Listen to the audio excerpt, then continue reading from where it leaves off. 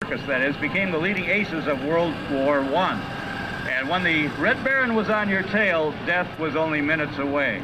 He racked up an incredible score and became a high-scoring ace of World War I. But everybody is vulnerable. It is said that he was shot down by Roy Brown of Canada.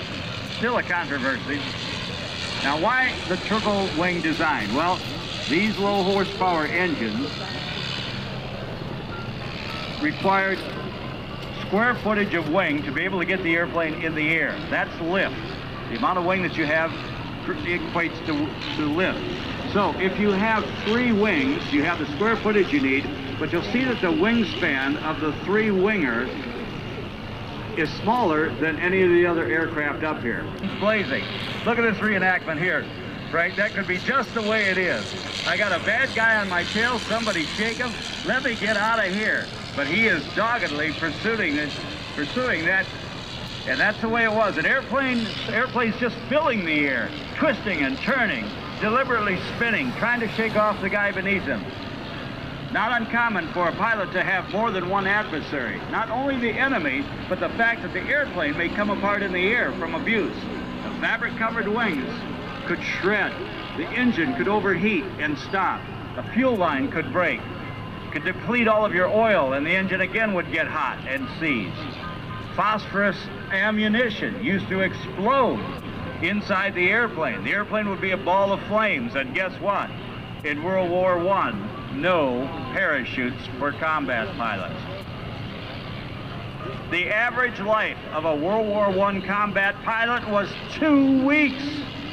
2 weeks to death. You know why that was? And what a big lesson we learned in World War I? Training. Training, training, training. They had an awesome amount of training. We'll be telling you more about that later today. Training that they did receive and how it made the difference. But we were learning a lot in World War I. If you lived past that 2 weeks, you had a good chance of becoming an ace.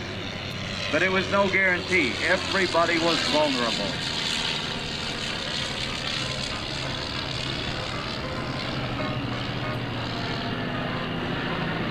Frail machines and iron men.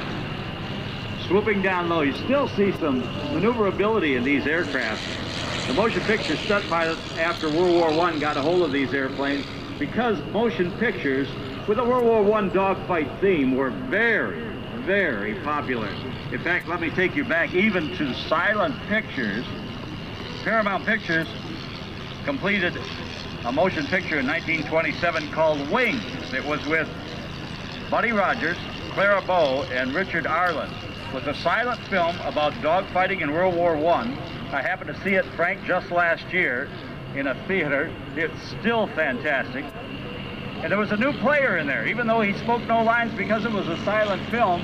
As we say in Hollywood, the camera fell in love with him, and that's what happens to stars. They have camera presence. The new player that had a bit part without any lines was Gary Cooper. That was in 1927. And then Hell's Angels, a Howard Hughes film that was so wild in its authentic flying.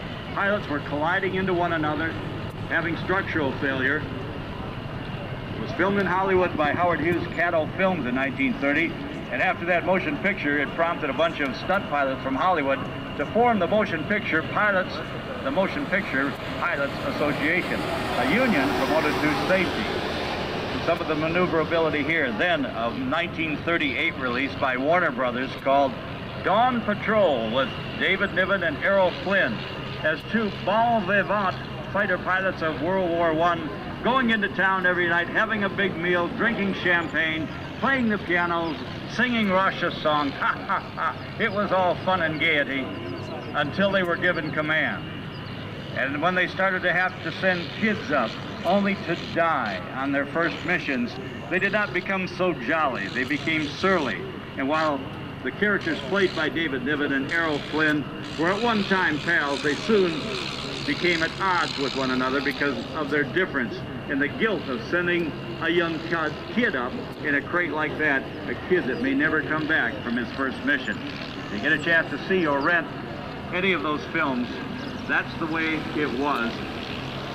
And the American public patronized those films to a tremendous degree, so much as even giving the first Academy Award out to the movie Wings, even though it didn't have any sound. Still infatuated with that right up to World War II. Our living history flight is taking us to the year 1918, and you were there. Wooden planes and iron men. Eddie Rickenbacker and his American Volunteers, the Hat and the Ring group. Some of the most famous combat pilots of World War I were household names. And the first time we were trading bullets with an opposing country, but it wouldn't be the last. And you'll see some of the up-to-date examples as we progress through the day's activity. Later on, we'll be taking you back in time to visit World War II. When we do that, the year will be 1942.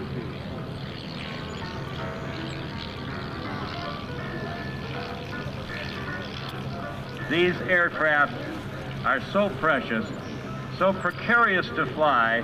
The air show would like to thank all of the World War I pilots and their construction and maintenance crews for the tough job it is just to get these aircraft around and then just to fly them. Hear that engine quitting? No throttle.